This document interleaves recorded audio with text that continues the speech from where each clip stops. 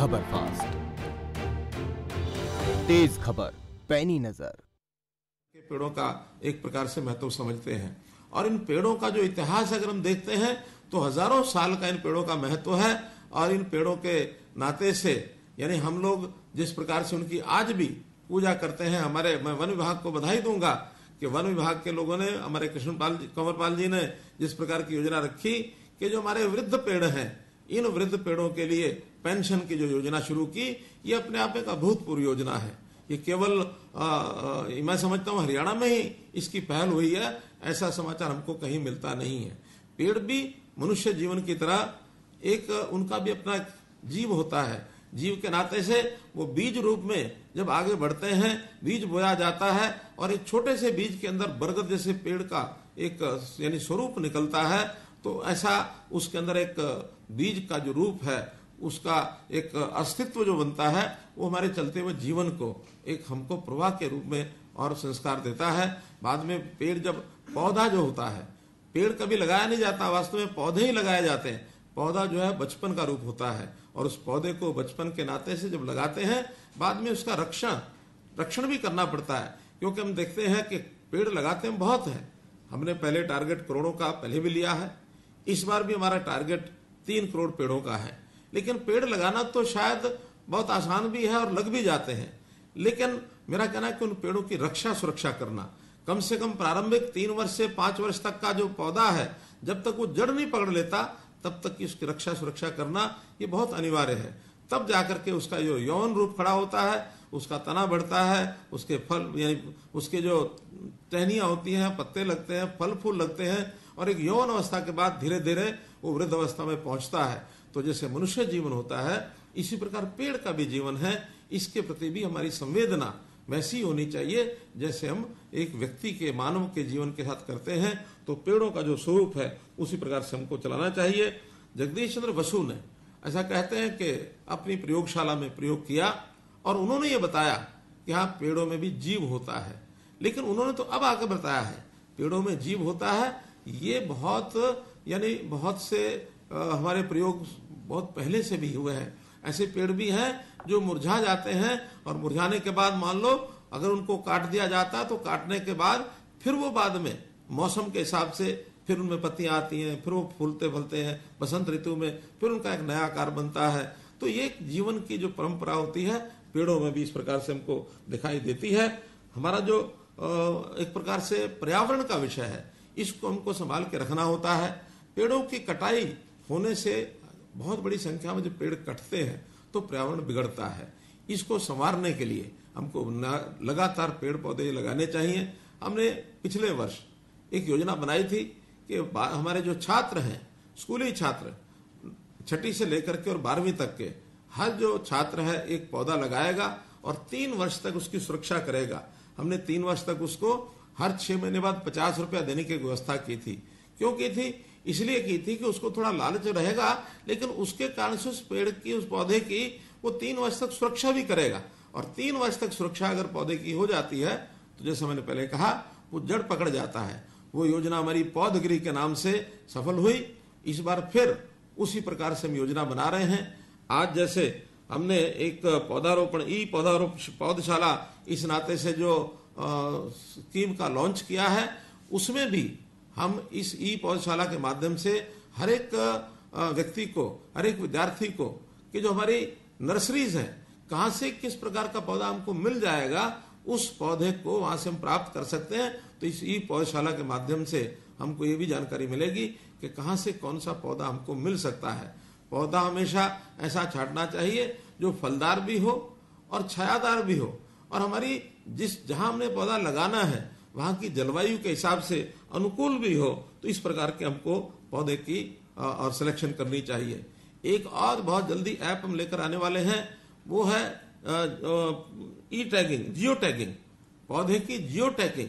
इसका एक ऐप जल्दी विभाग द्वारा बनाया जा रहा है, जिसमें से जब जो पौधा लगाया जाएगा वो किस स्थान पर लगा है और उसी स्थान पर हर 6 महीने बाद उसका अगर चित्र लेकर के अपलोड किया जाएगा तो ये सुनिश्चित होगा कि जिस पौधे को लगाया था वही पौधा हर 6 महीने बाद उसका चित्र लेकर के और अपलोड किया जा रहा है, ताकि वो आगे चल करके और हमें सुनिश्चित हो सके कि ये पौधा 3 वर्ष अथवा 5 वर्ष तक इसका जो है जीवन वो बचा है, वो चल रहा है। तो इसी प्रकार हम लोग ऐसा भी विचार करते हैं कि जो विद्यार्थी है वो अपने यानी विद्यार्थी काल के अंदर पौधों को महत्व दे। तो इसके लिए अभी शिक्षा मंत्री कंवरपाल जी से बात हो रही थी, संयोग से वो शिक्षा मंत्री भी हैं और वन मंत्री भी हैं। तो उन्होंने कहा कि जो विद्यार्थी हैं उनको पौधा लगाने के भी हम उनकी जो फाइनल परीक्षा है उसके अंदर कुछ अंक देने चाहिए। आपकी जानकारी के लिए फिलीपींस ऐसा देश है जो डिग्री प्राप्त करने के लिए उनके लिए जरूरी होता है कि हर विद्यार्थी 10 पौधे लगाए। अगर वो 10 पौधे लगाता है तभी वहां डिग्री मिलती है, वरना किसी विद्यार्थी को डिग्री नहीं मिलती है। तो हम भी अपने यहाँ कम से कम स्कूली विद्यार्थियों में +2 के जो 12वीं के विद्यार्थी हैं उनके असेसमेंट के मार्क्स होते हैं उनमें कम से कम 10 अंक का कोई एक ऐसा प्रावधान किया जाए ताकि उन विद्यार्थियों को लगे कि हमको पौधे लगाने हैं। तो पर्यावरण के नाते, पौधा लगाने के नाते से एक ये प्रयोग बहुत ही सफल रहने वाला है, इसका भी हमको ध्यान करना चाहिए। जैसा हम जानते हैं कि पौधे का कितना महत्व यानी वृक्ष का कितना महत्व है, यानी मत्स्य पुराण में लिखा है 10 कूप समवापी, यानी 10 जो कुएं हैं वो एक बावड़ी के बराबर होते हैं। और ऐसे ही 10 वापी समोहद्र, यानी 10 जो बावड़ी हैं वो एक तालाब के बराबर होती हैं। तो इस प्रकार 10 तालाब जो हैं 10 हृदय समपुत्रो, 10 तालाब अगर बनाए जाए तो एक पुत्र प्राप्ति का पुण्य मिलता है। और 10 पुत्रों समो द्रुमा, द्रुमा यानी पेड़, 10 पुत्र का जब 10 पुत्रों का जो पुण्य है वो एक पेड़ लगाने का से भी वो पुण्य प्राप्त हो जाता है। तो एक पेड़ का कितना महत्व बताया गया है ये मत्स्य पुराण के अंदर हमारे शास्त्रों में लिखा है। इसलिए इस पेड़ लगाने की इस काम को यदि हम बहुत ही गंभीरता से लेंगे तभी जाकर के हम इन चीजों को आगे बढ़ा सकते हैं। हमने पिछले दिनों के अंदर पेड़ लगाने का एक अभियान, जो वन लगाने का अभियान भी चलाया। उसके अंदर जितने भी शहर हैं उन शहरों में 5 एकड़ से 100 एकड़ तक हम जो है पेड़ लगाएंगे और उसका वन रखेंगे, उसका नाम रखेंगे ऑक्सीवन। ऑक्सीवन पिछले दिनों में 2 जगह करनाल और पंचकुला इसका उद्घाटन किया और उसके अंदर बाद में बाकी शहर भी उसी प्रकार के वन लगाने की अपनी तैयारी कर रहे हैं। ऑक्सीवन यानी वन वो जो ऑक्सीजन दे। तो 1 वर्ष तक जितने वन लगेंगे उसका हम नाम जो है ऑक्सीवन ये रखेंगे। कुरुक्षेत्र की जो 48 कोस की परिक्रमा है उसके अंदर 136 ऐसे तीर्थ स्थान हैं। तो ऐसे तीर्थ स्थानों के ऊपर सब जगह पर जो वन पंचवटी वाटिका, 134 तीर्थों पर पंचवटी वाटिका ये लगाने का अभियान चलाया है ताकि वहां भी हर एक यानी स्थान पर पंचवटी ये लगाया जाए। तो इस प्रकार हम लोग यदि अपने अपने क्षेत्र के अंदर वन विभाग का यानी महत्व बढ़ाएंगे तो हमारा जो क्षेत्र है अभी चूंकि मैदानी इलाका है तो मैदानी इलाके में पेड़ों का उतना ज्यादा कई बार अपने आप लगना, अपने आप उगना वो कठिन होता है, तो वो हमारे द्वारा लगाए जाने चाहिए। आज मात्र 7% क्षेत्र ऐसा है जो हमारा वन छादित क्षेत्र है। वन छादित और वन दोनों मिलाकर अगर हम इसको 20% करना चाहते हैं तो हमको एक बहुत बड़ी योजना बना करके, चाहे वो जनता हो, एनजीओज हो, सरकार हो, बाकी सबको मिल करके अपने 20% क्षेत्रफल के ऊपर हम कैसे पेड़ लगाएं, इसके लिए भिन्न भिन्न योजनाएं जो हमारे वन विभाग ने बनाई है या हमारा शिक्षा विभाग में साथ जुड़ा है या अन्य सब भी जुड़ेंगे तो इसके माध्यम से हम इस काम को सबको पूरा कर सकेंगे। इसके लिए एक वन मित्र योजना ये भी हम बना रहे हैं कि वन मित्र योजना यानी एक क्षेत्र में जो हमारे वन पेड़ लगे हैं उन पेड़ों की रक्षा सुरक्षा, उनकी संभाल करना, वो सामाजिक क्षेत्र के जो हमारे वॉलंटियर्स हैं वो यदि आगे आएंगे तो अपने अपने क्षेत्र के अंदर वो कितना ही क्षेत्र जो है सेलेक्ट कर सकते हैं। 1 स्क्वायर किलोमीटर ले सकते हैं, 2 स्क्वायर किलोमीटर ले सकते हैं, अपना गांव ले सकते हैं। तो वन मित्र बन करके अपने पेड़ों की यानी जितनी भी आज उपस्थिति है उनको बनाए रखना और अधिक पेड़ कैसे लगाए जा सकते हैं इसका भी वो प्रावधान करेंगे।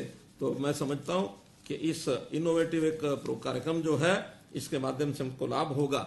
ऐसे ऐसे समाज में उदाहरण मिलते हैं जो वन के प्रति कितना प्रेम रखते हैं। हमने नाम सुना होगा सुंदरलाल बहुगुणा का। सुंदरलाल बहुगुणा ने एक आंदोलन चलाया, चिपको आंदोलन। पर्यावरण की दृष्टि से उनका मत यह था कि कोई पेड़ कटना नहीं चाहिए। हालांकि ये बात ठीक है कि मनुष्य जीवन की प्रगति में आज पेड़ों की भी आवश्यकता है, वहां विकास की भी आवश्यकता है। तो विकास और पेड़, इन दोनों का संतुलन ये रखना बहुत जरूरी है। आखिर केवल जंगल ही जंगल है और वहां विकास की चीजें नहीं होंगी, तब भी आज के मनुष्य जीवन में हम जिस प्रकार से आगे बढ़ना चाहते हैं तो शायद बढ़ नहीं पाएंगे। तो इसलिए हमें इस औद्योगिक विकास के नाते, इंफ्रास्ट्रक्चर के नाते जो पेड़ कटते हैं, जो हमारी आवश्यकता है, वो भी एक संतुलन बना करके हमको उसको काटना चाहिए। लेकिन बदले में जितने पेड़ कटते हैं, अगर ये संकल्प हम ले लें कि एक के बदले 10 पेड़ हम लगाएंगे, और 10 पेड़ सबके सब सर्वाइव नहीं करेंगे, मानो उसमें से 3-4 भी सर्वाइव करते हैं, तो जितने पेड़ कटेंगे उसके 4 गुना और बढ़ सकते हैं। तो इस संकल्प के साथ हमको आगे बढ़ना होगा। अगर हम इस प्रकार से करेंगे तो निश्चित रूप से हम जंगलों को भी बचा पाएंगे, पेड़ों को भी बचा पाएंगे। हम पेड़ को बचाना, जंगल को बचाना माने जैसे हम अपने घर को बचाते हैं, ये ठीक है, 4 दीवारी के नाते से हमारा घर होता है, उस घर में हमको आश्रय स्थल के रूप में वहां रहने के लिए पर्याप्त सुविधा होती है। लेकिन हम ये माने कि हमारे अलावा जंगल में जीव जंतु बहुत होते हैं। जो जीव जंतु होते हैं उनका घर तो जंगल ही है। आखिर अगर हम जंगल को बचाएंगे, पेड़ों को लगाएंगे, तो किसी पक्षी को घोंसला बनाने के लिए भी जगह मिलेगी। जंगलों के अंदर जो जीव जंतु हैं, उनके रहने के लिए उनके घर, उनके खाने पीने की चीजें, वो सब वही मिलती हैं। तो केवल मनुष्य अपने आप में पर्याप्त नहीं है, मनुष्य को इन सब चीजों का सहयोग करके और एक सामंजस्य बैठाकर इन चीजों को आगे बढ़ाना होगा। फिर चाहे वो पेड़ हो, चाहे वो जीव जंतु हो, चाहे पक्षी हो, चाहे पानी हो। पानी पर्यावरण के नाते इसकी भी हमको चिंता करनी है। अगर पानी की चिंता हमने नहीं की तो आने वाली पीढ़ियां हमको कोसेंगी। इसलिए पानी को बचाना, यानी एक व्यक्ति, जैसे मैंने सुंदरलाल बहुगुणा का नाम लिया है, ऐसे ही प्रोफेसर राजेंद्र सिंह राजस्थान के, उनको वाटरमैन ऑफ इंडिया कहा जाता है। वो पानी की ही चिंता करते हैं कि पानी जो है वो यानी धरती जमीन में से ज्यादा निकाला ना जाए, जहां पानी है उसका संरक्षण किया जाए और पानी के नाते से उसका उपयोग कम से कम उपयोग करके उस पानी को बचाया जाए। पानी अगर मानो हमारा उपयोग भी होता है तो उसको प्रोसेस करके उसका रीयूज करना चाहिए, रिसाइकल करके रीयूज करना चाहिए, ताकि कम पानी में भी हमारी जो आवश्यकता पूर्ति वो हो सके। अन्यथा पानी का दोहन यदि हम आगे करते रहेंगे तो विरासत में हम जमीन अपनी सूखी दे के जाएंगे। तो इसलिए हमने तो मेरा पानी मेरी विरासत ये योजना शुरू की, क्योंकि खेती में धान जो है वो धान की फसल बहुत पानी पीती है। हमने आह्वान किया किसान को भी कि धान की फसल को कैसे हम कम कर सकते हैं, और धान की फसल कम करेंगे तो हम उसके लिए एक इंसेंटिव भी 7,000 रुपया प्रति एकड़ इंसेंटिव हमने दिया है। मुझे खुशी है कि पिछली बार किसानों ने इस बात को स्वीकार करके 1 लाख एकड़ में अपना जो धान है वो कम बुआई की और उसका पानी बचाया है। इस बार वही बढ़ा करके हमने आह्वान जो है 2 लाख का कर दिया है कि 2 लाख जो एकड़ है उसके अंदर धान की बुआई कम की जाए ताकि पानी की बचत हो। तो किसान हमारा सहयोग कर रहे हैं, इसके लिए मैं किसानों का भी बहुत बहुत धन्यवाद भी करता हूं। तो इस प्रकार से हम लोग अगर पेड़ों के महत्व को समझेंगे तो जीवन को सुखी पाएंगे। ऐसा कहा जाता है कि अगर कोई एक रेलवे इंजन 40,000 किलोमीटर चल करके जितनी कार्बन डाइऑक्साइड छोड़ देता है, कहते हैं कि एक पेड़ इतनी ऑक्सीजन जो है अब्जॉर्ब कर लेता है। 40,000 किलोमीटर एक गाड़ी चले जितनी ऑक्सीजन छोड़ता है, तो एक पेड़ इतनी कार्बन डाइऑक्साइड सोख करके और बदले में हमको ऑक्सीजन देता है। अगर पेड़ों की कमी हो गई तो ये कार्बन डाइऑक्साइड को सोखने वाला तंत्र ये भी हमारा खत्म हो जाएगा। तो इस प्रकार से इस सारे पहलुओं को ध्यान में रखते हुए और इन आवश्यकताओं की पूर्ति, चाहे वो पानी है, चाहे छाया है, चाहे फल है, चाहे लकड़ी है। यानी लकड़ी तो कहते हैं कि जीवन शुरू होता है तब लकड़ी की शुरुआत हो जाती है। पालना जो होता है वो भी लकड़ी का बनता है और उस पालने में बच्चा झूलता है, और जब अंतिम चरण होता है व्यक्ति का तो उसके बाद भी लकड़ी उसी समय काम आती है। दाह संस्कार भी लकड़ी के बिना होता नहीं है। तो इसलिए पूरा जीवन यानी शिशुकाल से और वृद्धावस्था तक लकड़ी हमारे लिए कितनी महत्वपूर्ण है। और चाहे फिर ऑक्सीजन अब जैसा आवश्यकता पड़ रही है, इन सब चीजों की आवश्यकता की यदि पूर्ति करनी है तो पेड़ को अपना साथी बनाए, और पेड़ अगर ज्यादा होंगे तो निश्चित रूप से हम जो है मिल करके, पेड़ों के साथ मिल करके अपने जीवन को चलाएंगे तो हमारा जीवन भी सुखी होगा। हम चाहे स्वार्थ की बात करें तो स्वार्थ भी क्या होता है कि जहां कहीं हरियाली होती है ना, वहां की तो अगर घर किसी का बना हुआ हरियाली में तो लोग वहां रहने के लिए भी पसंद करते हैं। उस घर का हमको किराया भी ज्यादा मिल सकता है उस घर की कीमत भी ज्यादा मिल सकती है।